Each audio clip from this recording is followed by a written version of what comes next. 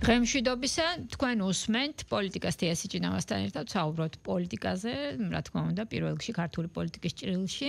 მივესალმებით ჩვენ სტუმარს, საპარლამენტო უმრავლესობის წარმომადგენელი ირაკლი ხელაძე, უპასუხობს ჩვენს კითხვებს. მოგესალმებით, ბატონო ირაკლი, მადლობთ გადაცემაში სტუმრობისთვის. რამდენიმე თემა დაგროვდა დღეს სასაუბრო.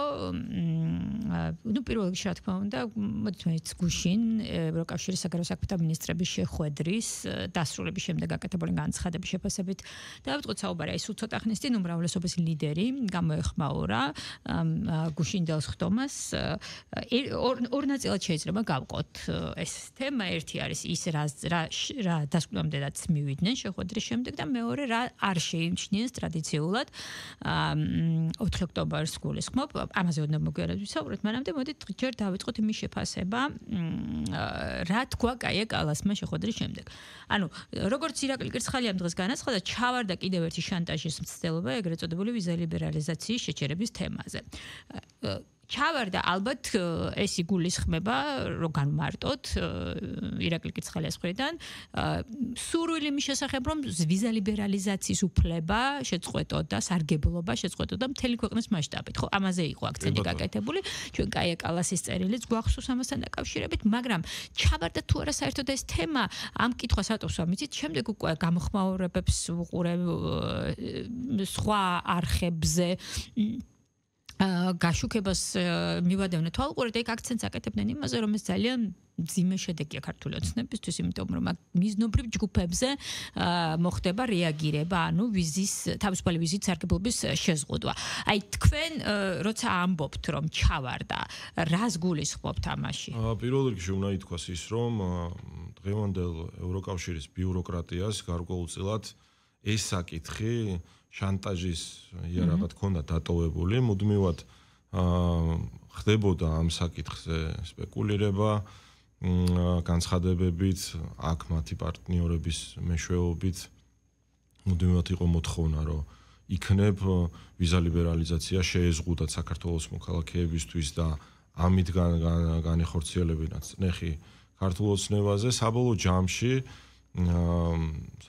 ისევ საქართველოს მოქალაქეების სასიკეთოდ უნდა ითქვას, რომ აი ამ არასწორმა პოლიტიკამ, რომელიც მიმართული იყო დასჯაზე, შანტაჟზე, დღიშუქი ვერ იხილა და თვითონ შიგნითვე ევროკავშირის წევრ სახელმწიფოებში, ლიდერებში აღმოჩნდნენ ისეთი ადამიანები, რომ იმგვარი ფორმით, რომ ეს ყველაზე გავრცელებული იყო ამ გადაწყვეტილების მიღება ვერ მოახერხეს და შესაბამისად დატოვეს რაღაც გარკვეულ ჯგუფებზე სახდელი ზომად გამოყენების პირობად, ხო?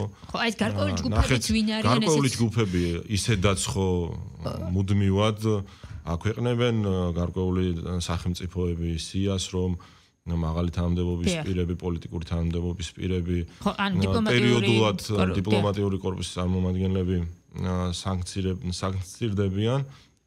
შესაბამისად, ესეც მე არ მგონია, რომ ისეთი რაღაცა ძლიერი მექანიზმი იყოს ქართულ ოცნებასთან საბრძოლოად. ეხლა თუ საპირწონოდ გვიყენებენ იმას, რომ ჩვენ უვიზოდ ვეღარ გადავაადგილდებით ევროპაში, ჩვენ პირდაპირ ვიძახით ამას, რომ ჯერ არის ჩვენი ეროვნული ინტერესები, ჯერ არის ჩვენი სუვერენიტეტი, ჯერ არის დამოუკიდებლობის ხარისხის დაცვა და გაზრდა და შემდეგ არის ვიზა ლიბერალიზაცია.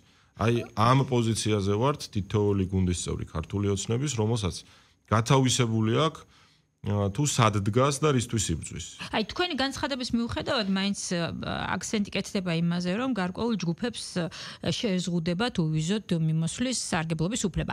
ანუ გათვლა არის რაღაცაზე, ხო? ან გათვლა არის რაღაცაზე, ან მეორე მხრივ თუ ეს გათვლა არ არის, ეს არის გარკვეულწილად ნათქვამის სისრულში მოყავს. ან გასაგებია რომ შეიძლება ის სურათი ვერ მიიღო იმ ქვეყნების ლიდერებმა, რომლებიც აქტიურად ხარს უჭერდნენ ზოგადად ვიზა ლიბერალიზაციის შეჩერებას და საქართველოს ხელისუფლების დასჯას. მაგრამ თავისი თქვა უნდა შეასრულოს, თავისი ნათქვამის არ გადათქმა, მოკლედ ესე ვთქვი. ორი ვარიანტია და რომელს უფრო ემხორებ, რომლისკენ უფრო იხრებით. ზოგადად აი სრუახმების ეპოქაში ხო გვიწევს ცხოვრება დღევანდელი ბიუროკრატიის ევროკავშირის ბრიუსელის გადამკიდე მათ შორის იგივე თქმა შეიძლება თუნდაც დღევანდელ ადმინისტრაციაზე ამერიკის, ხო? ისინიც რაღაცა ამ სიჩუმის რეჟიმს ინარჩუნებენ და რაც ყველაზე მთავარია, საქართველოსთვის ეს ხელშესახები იარაღი, რაც უვიზო მიმოსვლას ეხება, ხო, ევროკავშირის წევრ სახელმწიფოებში არავის არ უჩუქებია.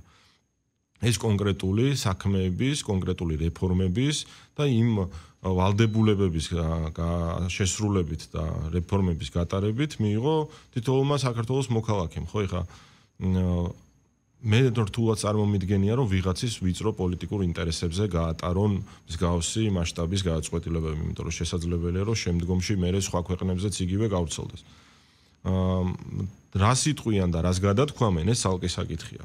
ზოგადად ბოლო წლებია ერთს იძახიან, მეორეს აკეთებენ, მესამეს ფიქრობენ და ამასაც მიაჩვიეს, ხო უკვე. ქართული საზოგადოება მიეჩვია ძალიან მარტივ ჭეშმარიტებას, რომ არ აქვს ფასი დაეკარგა ევროკავშირის განცხადებებს. საერთოდ აღარ აინტერესებს, აღარ რეაგირებს. ადრე კუბილიუსის განცხადებებზე თუ ხალხი ქუჩაში გამოდიოდა, დღეს ევროკავშირის მაღალი პოლიტიკური თანამდებობის პირები პირდაპირ მიზანმიმართულ შანტაჟს რო ახორციელებენ საქართველოს მოქალაქეებზე, ამას უკვე შედეგი აღარ მოყვება. ნუ მოქალაქეების ნაწილი მაინც გამოდის ქუჩაში და ძალიან მცირე რაოდენობა. ამაზეც ვისაუბრებ.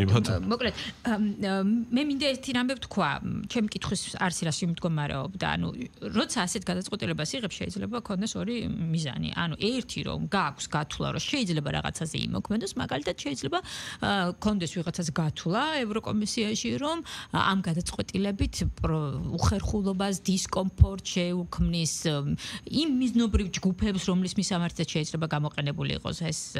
თქვენ კი ამბობთ, რომ ინტერესების პირველ რიგში დგას ქვეყნის ინტერესები და შემდეგ უკვე ვიზა ლიბერალიზაცია, მაგრამ შეიძლება მათ ქონდეს გათვლა, რომ ყველა ასე არ ფიქრობს და ვიღაცას პროტესტი გაუჩნდეს, ან პროტესტი უფრო წაახალისოს. ან უბრალოდ ეს იყოს საკუთარი პოზიციის სახის შენარჩუნების მცდელობა. ანუ ეს დავშვი მე კითხვა, რომელ მიმართულებას ჩვენ შეგვიძლია თამამად ვთქვათ, რომ თუ მაგალითად შევიწროვების თვალსაზრისით შეხედავენ ამ სიტუაციას, ამ უხერხულობის დისკომფორტის, ეს დისკომფორტი არც ჩვენმა გუნდმა მიიღო და არც ქართულმა საზოგადოებამ მიიღო.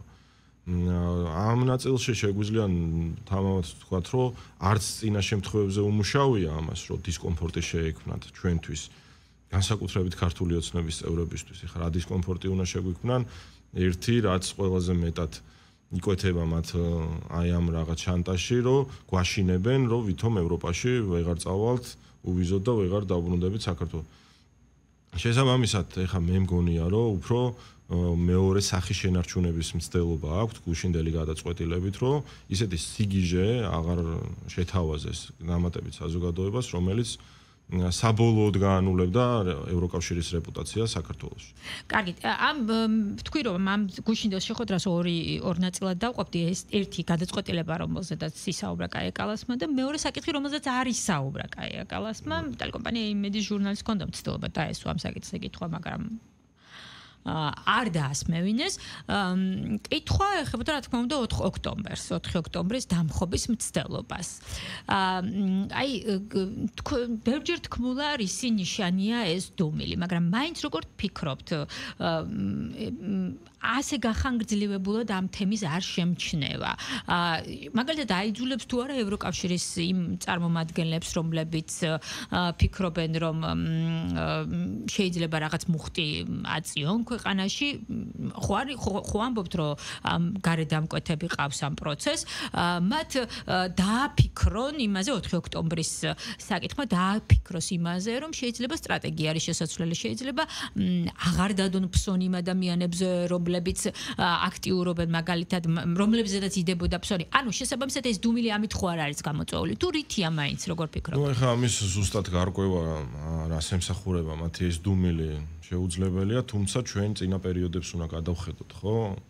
დღევანდელი აი ამ მაღალი პოლიტიკური თანამდებობის პირების ევროკავშირის მიზანი რა არის? ამდენი წელია მუდმივად, პერმანენტულად თავდასხმებს ახორციელებენ ქართულ ოცნებაზე და მიზანი არის ერთადერთი, რომ რაღაცნაირად აი ამ მათი პოზიციების გათვალისწინებით, ესეთი განცხადებებით, თუნდაც დუმილით, ესეთ ფაქტებზე, როდესაც სახელმწიფოს წინააღმდეგ განხორციელდა ძალადობრივი ქმედება, პრეზიდენტის სასახლეში დემონსტრანტებმა, იმ აქტივისტებმა, პოლიტიკურად ანგაჟირებულებმა ცადეს პრეზიდენტის სასახლის დაკავება, ამაზე არც ქვეყნის შიგნით დიპლომატიური კორპუსის წარმომადგენლები, არც ქვეყნის გარეთ მაღალი პოლიტიკური თანამდებობის პირები ევროკავშირის საერთოდ კომენტარს არ აკეთებენ. ეს რას ნიშნავს, რომ ირიბად ეთანხმებიან იმ ძალადობრივ ქმედებებს, ირიბად კიდევ ახალისებენ შემდგომში სხვა პროცესებს, რომ იგივე განმეორდეს და შესაბამისად აგულიანებენ ამ ადამიანებს. თუმცა შეგულიანება უფრო განცხადებების გაკეთება არ იქნებოდა. აი მოლდოვის პრეზიდენტმა მაგალითად გააკეთა პირდაპირ განცხადება. იქ კიდევ რამდენიმე ქვეყანა მთლიანად ნორვეგია. იქნებოდეს აქტივისტებში, აი ამ აგრესიულად განწყობილ აქტივისტებში, ამ ექსტრემისტულ დაჯგუფებებში ის რომ, როდესაც იციან დანაშაულს ჩადიან და ამაზე ევროკავშირის წევრი სახელმწიფოების ლიდერები, დიპლომატიური კორპუსის წარმომადგენლები საერთოდ არ აკეთებენ არანაირ კომენტარს. შესაბამისად ისინი რაღაცნაირად ალბათ იმ პასუხისგებლობას იხსნიან. ამ ჯგუფებს ხო მათი უფრო აინტერესებთ, მათი პოზიცია და აზრი უფრო აინტერესებთ, ვიდრე საქართველოს ხელისუფლების, ხო?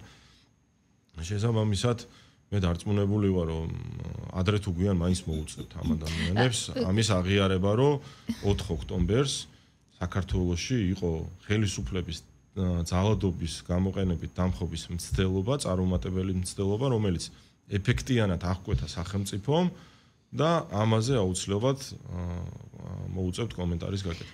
აი, მოდით ის ლოგიკა განვავითაროთ, რომ ზედაც საუბრობს უკვე წლებია ქართული ოცნება, რომ უკვე მერამდენი მცდელობა ჩავარდა ხელისუფლების დამხობის, რომელიც იყო წახალისებული, დაორგანიზებული ან დაფინანსებული გარი ძალების მხრიდან. მათ შორის აქცენტი კეთდება ევრობიუროკრატიაზე, რომელზედაც აქცენტი გაკეთდა მას შემდეგ, რაც Deep State-ის მხრიდან გაკეთდა აქცენტი მას შემდეგ, რაც ტრამპის ადმინისტრაცია მოვიდა ხელისუფლებაში შეერთებულ შტატებში. აი, თუნდაც 4 ოქტომბრიდან გამომდინარე, რატომ შეიძლება ვინმე სურვილი ჰქონდეს დადოს ფსონი ისეთ ძალაზე, რომელსაც თვითონ საქართველოს შიგნით თავად ოპოზიცია არ ენდობა უკვე ერთმანეთს და აი გარედან რატო უნდა ჰქონდეთ ამათი იმედი, ხო? შევხედოთ ლოგიკურად ამ საკითხს. ზოგადად ეს პრობლემა არსებობს აი ამ ოპოზიციის პატრონებში, რომ ისინი სწორად ვერ აღიქვამენ თუ ვინ წარმოადგენს საქართველოს. მათ გონიათ, რომ საქართველოს წარმოადგენს ნინო ლომჯარია, იკა გიგაური, პატა ბურჭულაძე, ლევან ხაბეიშვილი და ის ადამიანები, რომლებიც აი ამ აგენტურაში არიან ჩართულნი და ცდილობენ, რომ ის დავალებები, რაც მოდის გარედან, ზედმიწევნით შეასრულონ. ამ დროს საქართველოში განწყობებს საერთოდ სხვა საზოგადოება კარნახობს. ის საზოგადოება, რომელიც უკვე მე-10 არჩევნებია ქართული ოცნების მხარდამჭერია და ყველამ კარგად ნახა ბოლო არჩევნებზე შედეგი, ხო? თითქმის გამოიმეორა ქართულმა ოცნებამ, რაც წინა საპარლამენტო არჩევნებზე ხმების რაოდენობა იქნა დაფიქსირებული, იგივე 15,000-ით ნაკლები ხმა მივიღეთ. ეს ნიშნავს, რომ საქართველოს მოსახლეობას ჯერა ქართული ოცნების და ეს ადამიანები, ვინც გარკვეულწილად თავაზობენ დღის წესრიგს, თუ როგორ უნდა იმოქმედონ, რა უნდა იყოს მნიშვნელოვანი ოპოზიციისთვის, აი ამ ექსტრემისტული ჯგუფებისთვის, ამ აგენტურისთვის, ვერ ხვდებიან, რომ ამდენი წელია არასწორ ფსონებს აკეთებენ. ანუ ფაქტია, რომ პულზე ვერ უჭირავთ ხელი და ვერ ხვდებიან ვისთან აქვს საქმე. ხა როგორ შეიძლება ამდენი წარუმატებელი მცდელობის შემდეგ კიდევ ცდილობდე იგივეს გამეორებას, ხო? ერთია რომ ამ ადამიანებს არ გამოსდით და მეორეა რომ ქართული სახელმწიფო ძალოვანი უწყებები იმდენად უკვე მაღალ სიმაღლეზე არიან ასულები, რომ მსგავს რაღაცებს ხო უკვე ძალიან ეფექტიანად ასუხობ. აი თქვენ თვითონაც თქვით რომ ადრე მაგალითად კუბილიუსის ერთ განცხადებაზე შეიძლება ძალიან ბევრი ხალხი გამოდიოდა ქუჩაში. ეხლა უკვე კუბილიუსი კი არა, უფრო მაგალი თანამდებობის პირები აკეთებენ პირდაპირ განცხადებებს და აკრიტიკებენ საქართველოს ხელისუფლებას, მაგრამ როგორც თქვენ ვეთქვით და როგორც ჩვენ ვაკვირდებით ყოველ ღამე რუსთავაზე მიმდინარე პროცესს, ამდენი რაოდენობის ქალაქი არ გამოდის. ნუ ეს პირდაპირ არ ნიშნავს რომ მაგალითად ვინც ოცნებას აკრიტიკებდა, ის აღარ აკრიტიკებს ან შეიცვალა მაგრამ აი რო არ მოქმედებს ეს კრიტიკა ამას ევროკავშირშიც ხო ხედავენ ალბათ ის ლიდერები პლუს ამას ემატება მე რატო რა მიმართულებით ვამ კითხოს გუშინ მაგალითად კიდევ ერთი შეხვედრა იყო დაგეგმილი რომელშიც მიწვეულები იყვნენ შავი ზღვისა და აზიის ქვეყნების წარმომადგენლები მინისტრების რანგში საქართველოს მინისტრი საქართველოს საგარეო საქმეთა მინისტრი მინისტრის რანგში არ იყო წარმოდგენილი არ მოიუპატიჟებიათ კაია კალასმა განაცხადა ამის შესახებ ილაპარაკო შავი ზღვაზე ან რაღაც ღონისძიება მოაწყო შავი ზღვაზე და არ გაითვალისწინონ არ დაპატიჟო საქართველოს წარმომადგენელი ამ ფორმატში არ ვიცი ცოტა ნონსენსია ხო ფაქტია რომ აბსურდია ხო ანუ ესეც ალბათ არის ერთ-ერთი იარაღი რომ გარკვეულწილად მოახდინოს ზეგავლენა იმ საპროტესტო მუხტზე რომელიც ეხლა მაგრამ რო არ მოქმედებს ამას ფაქტია რომ რაც არ უნდა გააკეთონ მიგვიწევენ არ მიგვიწევენ შავ ზღვას დამალავენ საქართველოს შავ ზღვასთან მიბმას და გეოგრაფიულ მდებარეობას ყურადღებას არ მიაქცევენ თუ რაც არ უნდა გააკეთონ ფაქტია რომ საპროტესტო მუხტის გაღვივება ამ ადამიანებს არ გამოსდით ეს არის ყველაზე მთავარი ხო დანარჩენი ხა მცდელობები შეიძლება ხვალ გაიღვიძონ და სხვა რაღაცა მიმართულებით გადაწყვიტონ თავდასხმები საქართველოს ხელისუფლებაზე სხვა რაღაცა მეთოდებით ეცადონ ხალხში მუხტის და საპროტესტო აი ამ განწყობების გაზრდას თუმცა ფაქტია რომ ეს არ გამოსდით რამდენი ხანია ხო ამას ცდილობენ თქვენ გახსოვთ ამერიკის ადმინისტრაციიდან ყოველი დილა საქართველოზე განცხადებებით იწყებოდა ხო თუმცა ამან არ იქონია გავლენა არჩევნებზე ხალხი მივიდა და მაინც ქართულ ოცნებას დაუჭირა მხარი შესაბამისად ეს რისი მანიშნებელია რომ გაზრდილია ხალხი გათვითცნობიერებულია პოლიტიკაში აღარ აყვება აი ამ რაღაცა შანტაჟებს სრულ ახმების პოლიტიკას და ადეკვატურად რეაგირებს ძალიან მარტივი მოცემულობაა დღეს საქართველოში რა ქართულ ხალხს აღარ ჯერა ტყუილის ქართულ ხალხს აღარ ჯერა იმ რაღაცა სრულ განცხადებების, რასაც თუნდაც ქართულ ოცნებასთან მიმართებაში აკეთებ. კი ბატონო, ესეთი მოცემულობა გვაქვს, მაგრამ ყველა ვთანხმდებით, რომ საქართველოს ესე თალკი აღებული ვერ იცხოვრებს, ხო? საერთაშორისო პარტნიორებთან ურთიერთობის გარეშე. ანუ თუნდაც ევროკავშირი, თუნდაც სამეზობლო პოლიტიკა, თუნდაც ანუ ურთიერთობები, რომელიც უნდა კონდეს ქვეყანას იმისთვის, რომ განვითარდეს, პლუს ამას ჩვენ ოკუპაციის პირობებში ვარ და გვჭირდება კავშირები. თქვენ მუდმივად აკეთებთ განცხადებას, ანუ მართველი ძალა, რომ ეს ყველაფერი მალე დასრულდება და მოხდება სუფთა ფურცლიდან დაწყება. აი გადატვირთვა, რასაც ვეძახით. მე არ ვეხები ამჯერად ამერიკის შეერთებულ შტატებს, რომელზედაც პრემიერმა არაერთხელ განაცხადა, რომ მოლოდინის რეჟიმში ვართ. აი როგორ ფიქრობთ, რა შეიძლება იყოს, აი ბიძგი ევროკავშირთან ურთიერთობის გადატვირთვის? კიდევ ერთხელ ვამბობ იმას რომ არ მოქმედებს რაღაცები უკვე ძველებურად პროტესტზე ამას არა მარტო საქართველოში დარწმუნებული ვარ ევროკავშირშიც ხედავენ და მისდით ინფორმაცია და ყველაფერს აანალიზებენ. შესაბამისად როგორც პრემიერმა თქვა არსებობს სურვილები ამ გადატვირთვის. აი რა შეიძლება იყოს წამახალისებელი იმისა რომ ეს გადატვირთვის პროცესი დაიწყოს. პირველ რიგში მზაობა ორივე მხრიდან. რა ჩვენი მხრიდან იცით რომ შენარჩუნებულია თითქმის ყველა სახელმწიფოსთან ხალხმხრივი მეგობრობის რეჟიმი არის რაღაც გამონაკლისები, სადაც მაგალითად უფრო მეტი კომუნიკაცია, მეტი თანამშრომლობა და ძალიან ეფექტიანად ხორციელდება ეს ყველაფერი. რაც შეეხება სამომავლოდ, როგორ შეიძლება განვითარდეს ჩვენი ქვეყნის ურთიერთობა ევროკავშირის წევრ სახელმწიფოებთან, თუ მათ არ აღიარეს ქართული ოცნების დღევანდელი ხელისუფლების სიძლიერე, თუ ამ ადამიანებმა არ გაუსწორეს რეალობას თვალი წინააღმდეგ შემთხვევაში ცოტა წარმოუდგენლად მეჩვენება აი ამ რაღაცა პირობებში ურთიერთობის გადატვირთვა.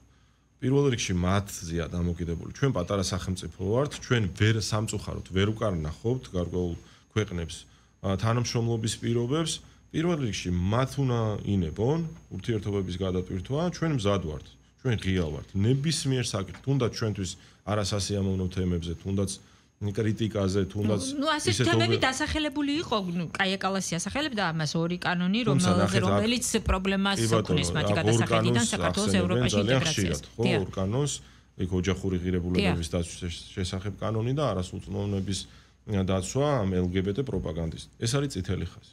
თუ ეს არის პირობა ურთიერთობების გადატვირთვაზე, პირდაპირ ვიძახით, რომ ეს არის საკითხები, რომელზეც ჩვენ ვასრულებთ ქართველი ხალხის დაკვეთას და სხვა პოზიციის ჩამოყალიბება ჩვენი მხრიდან აი, წარმოიდგენთ. როცა გადატვირთვაზე ვსაუბრობთ, აი მაგალითად, ეხლა ბოლო დროს წამოწყებული პროცესი, რომელიც ადმინისტრაციულ სამართალდაღოვათა გამკაცრებულ რეგულაციებს გულისხმობს, რომლის ნიადაგზეც ვხედავთ დაკავებების ახალ სერიას. აი, არ ფიქრობთ, რომ აი ამ მიმართულებით გადადგმული ეს თემბიჯი შეიძლება კიდევ ერთი ბარიერი აღმოჩნდეს, იმიტომ რომ ისევ კაიაკალას თუ დავესესხებით, გუშინ თავარი აქცენტი კეთდებოდა დემოკრატიულ უკუსულაზე. ნახეთ, კონკრეტულ გადაწყვეტილებას მით უმეტეს საქართველოს პარლამენტში აქვს თავისი მიზანი და თავისი მოტივი.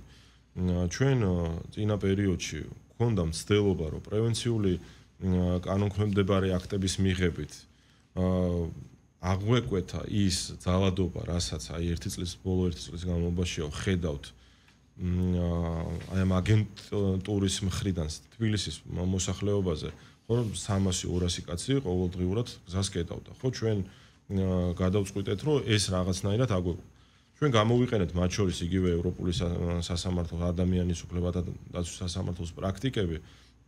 ამ ყველაფრის საფუძველზე შევიმუშავეთ ეს ახალი კანონმდებლობა, რომელიც უფრო მეტად შესაძლებელია, რომ სამომავლოდ პრევენციულ ხასიათს გაატარებს. ეხლა გასაგებია, რომ ვიღაცას არ მოწონს ადამიანების და არ ჩვენ არ მოგწონს. არავის არ მოწონს ადამიანების დაკავება, უბრალოდ სხვანაირად წესრიგის დამყარება ვერ მოხერხდა.